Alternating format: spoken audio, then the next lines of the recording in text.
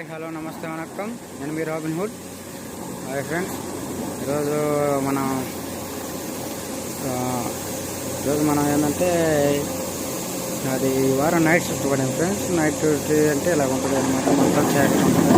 Light వేసుకుని అట్లా work చేస్తూ ఉంటాం. మేము 2 దాకా చేస్తాం. మిడ్ ఏంటంటే ఫ్రెండ్స్, ఇప్పుడు వీళ్ళు పాయింట్స్ వస్తున్నారు అనమాట. దాన్ని పిఆర్డి అంటారు. ఏం చేస్తుంటే ఫ్రెండ్స్, వాళ్ళు ఏంటంటే పాయింట్స్ వస్తారు.